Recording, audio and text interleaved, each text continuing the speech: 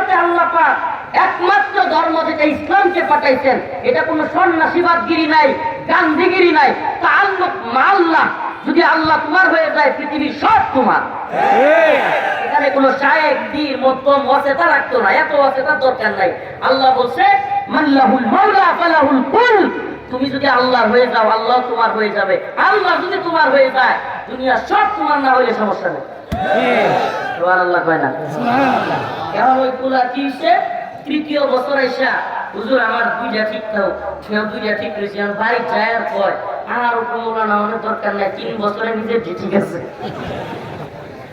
আর ওটু মৌলানা হওয়ার দরকার নাই। তাই আমরাও বাবার কাছে বাচ্চা চাইবো।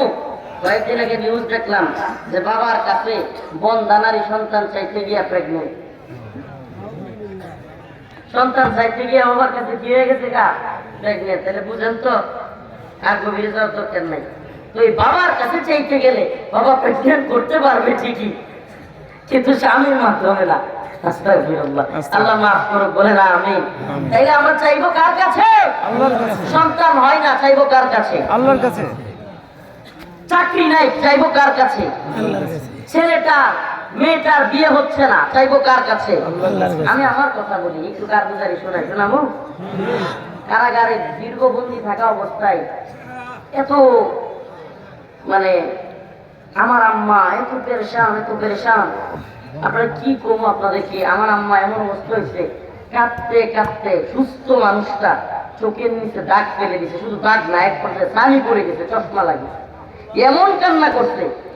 আমার একের পরে এক আল্লাহ সুবহানাল্লাহ, আল্লাহ পাক যে সব পারেন।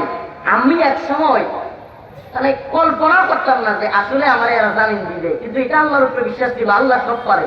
এই দুনিয়ার সব আসি না কেন, সব মিললেও ক্ষমতা নাই যে আল্লাহ যদি রিজিক আমার বাহিরে রাখে, এরা আমার আটকে রাখে, এই ক্ষমতা এদের নাই।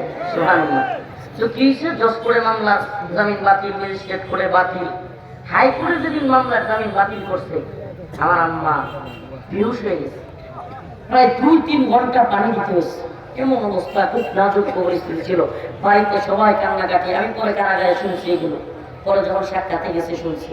আহা, দেখেন এই হাইকোর্ট সুপ্রিম কোর্ট বাতিল হওয়ার পরে বাংলাদেশের সর্বোচ্চ আদালতের নাম হলো সুপ্রিম কোর্ট, এখানেও বাতিল হওয়ার পরে আর তো ভরসা নাই।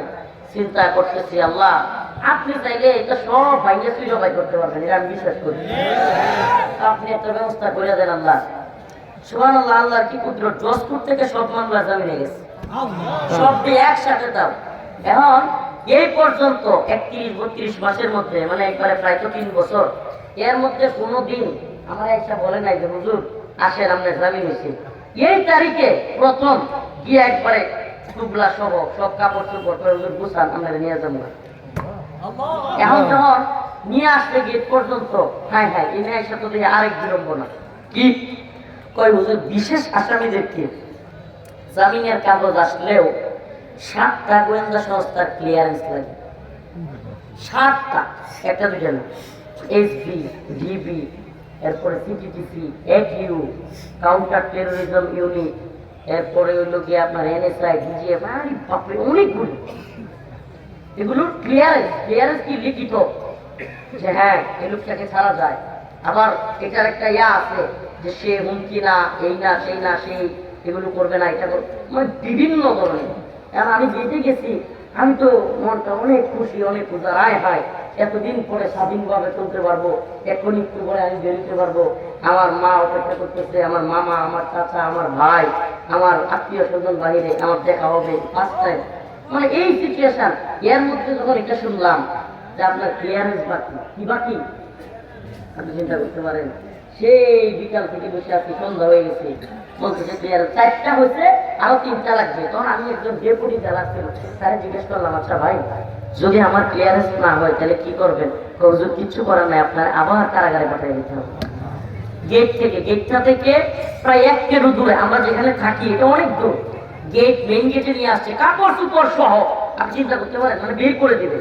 এই মুহূর্তে বলতেছে হুজুর কারাগারে আপনার এখনো ক্লিয়ারেন্স আসে নাই।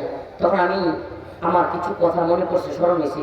আমি এমন অনেককে দেখছি যাদের ক্লিয়ারেন্সের কারণে আবার মামলা গেট থেকে মামলা দিয়েছে, মানে সব মামলা আপনার জামিন, এখন নতুন করে আবার মামলা দিয়ে দিচ্ছে, এমনকি বছর কি বছর আবার ভিতরে পড়ে আছে, এখন আর জামিনই হয়নি।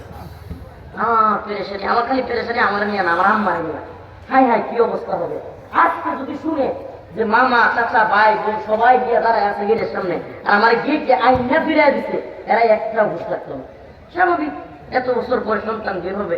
আরে ভাই বিদেশে থাকে, সবসময় ফোনে ভিডিও বলে কথা কয়, ইচ্ছা করলেই টাকা পয়সার মহাব্বত। এটা তো বিদেশে যারা থাকে এটা কিসের ব্যাপার? টাকা পয়সা চাইলে আশা করতে পারে, কিন্তু কেন আসে না? টাকার জন্য। এই বিদেশ থেকে আসলে মানুষ কি করে? এয়ারপোর্টে এয়ারপোর্টে রিসিভ করে না, খালি কান্না শুরু হয়ে যায় অনেকদিন পরে দেখা সাক্ষাৎ হলে। আর যখন কারাগার থেকে বের হচ্ছে, যে যায় সে আমার নিয়ে গেছে চোখের সামনে থেকে, কেমন হবে এই অবস্থা? আমার পেরেশানি আমারই নিয়ে না, আমার পেরেশানি আমার আম্মারে নিয়ে। আজকে এই বেচার স্টুপ থেকে বাঁচানো যাবে না, কল্পনাও করা যায় না এইভাবে ফিরে আনিলে।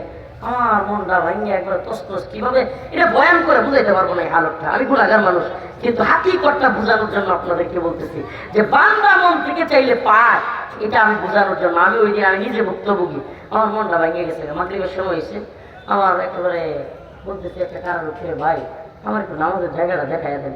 আমার খালি মনে হচ্ছে, আল্লাহ দুনিয়ার সব দরজা তো বন্ধ হয়ে গেল, আল্লাহ ও মাওলা দুনিয়ার সব দরজা বন্ধ হইলে একটা দরজা তো খোলা আছে। আল্লাহ দুনিয়া সব যা না পারে আপনি তো তা পারে। আমি নামাজটা বললাম, পইরা দোয়া হাত তুলছি, দিলে বলতেছি, আল্লাহ গো আমি যেন দেখি আল্লাহ আমার মা, আজকে আমার মার যে কি অবস্থা হবে আল্লাহ আপনি তো সব জানেন। আয় মালিক, আমি যেন সালাম ফিরে দোয়া শেষ করে দেখি আমার ক্লিয়ারেন্স হয়ে গেছে। সুবহানাল্লাহ, 1 ইঞ্চি বাড়াইয়া বলতেছি না, সালাম ফিরে খালি এদিকে ফিরছি। কারণ কি কয়, হুজুর আপনার ক্লিয়ারেন্স হয়ে গেছে, তাড়াতাড়ি আসেন। 1 ইঞ্চি বাড়াইয়া বলতেছি না।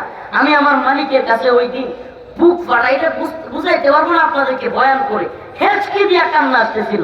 হাই হাই মালিক, কি হবে আজকে আমার মার কি হবে? আমি কি আমার মাকে আর গিয়া পাবো না বাড়িতে? মানে অনেক মা চুপ করে অবস্থায় মারা যায়। আমি তো যেতে পারবো বাইরে একদিন না একদিন, আল্লাহ তো হাসিনাটাই নিরাপত্তন ঘটাবে, কিন্তু যদি মারা গিয়া না পায়। আমার এই বিশ্বাস ছিল। আমি আপনাদের কাছের এলাকার টাঙ্গাইল গোপালপুরের একজন মন্ত্রী আমার সাথে ছিল, নাম হলো আব্দুল সালাম পিন্টু, বিএনপির সাবেক শিক্ষামন্ত্রী ছিল। উনি আমার সাথে থাকতো, আমি আঙ্কেলের সাথে আমি আঙ্কেল রাখতাম। আঙ্কেলরে বললাম, আঙ্কেল আপনি হতাশ হবেন না, তার একবার ফাঁসি লাগছে। আমি বলতাম যে আঙ্কেল দেখবেন এমন আল্লাহ পাক এমন শিক্ষা হাসিনারে দিছে, কল্পনা করতে পারবেন না, এমন পতন ঘটাবে। আমি বলতাম কারাগারে, সুবহানাল্লাহ আল্লাহ পাক এমন কিছু ঘটাইছে। আমার বিশ্বাস ছিল ঘটাবে, আল্লাহ পতন ঘটাবে এবং সমস্ত আলেমরা বাহিরে আসবে।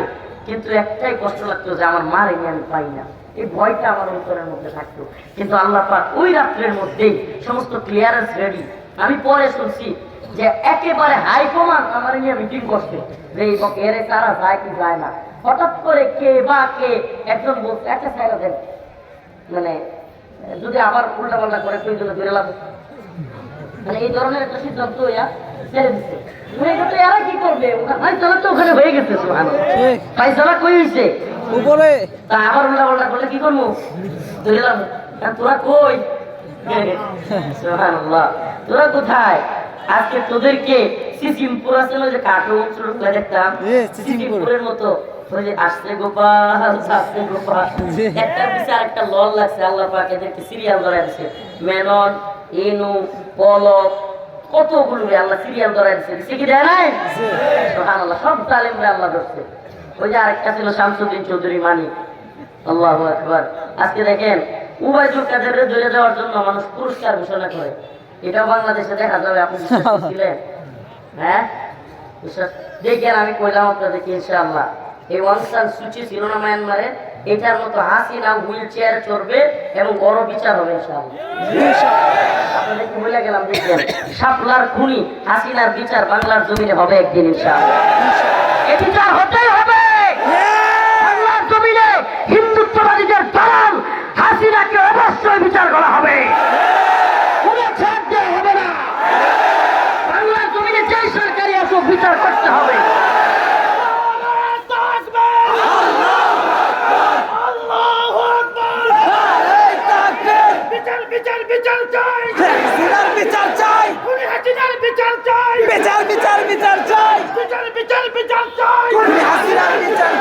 আমরা একটা কথা কথা স্পষ্ট বলি, এ বিচার চাওয়া আমাদের অধিকার। এ বিচার আমরা চাই কেন? কারণ শত শত আলেমকে সে গুলি করে মেরেছে। এ বিচার আমরা কেন চাই? শত শত ছোট্ট ছোট্ট ছাত্রকে গুলি করে সে হত্যা করেছে। এর পক্ষে দালালি বাংলার জনগণ মেনে নিবে না। হাসিনা এবং মুজিববাদের দালাল এবং দূষণ এই মুস্তফা সরোয়ার ফারুকীকে উপদেষ্টা কমিটি থেকে বাদ দিতে হবে। এই উপদেষ্টা কমিটি সংস্কার করতে হবে, না করলে উলামায়ে কেরাম বসে থাকবে না। ইনশাআল্লাহ আমরা বসে থাকবো না। ইনশাআল্লাহ আল্লাহ পাক আমাদের বুঝার তৌফিক দান করুন। শুক্রবার ফজিলতপূর্ণ দিন।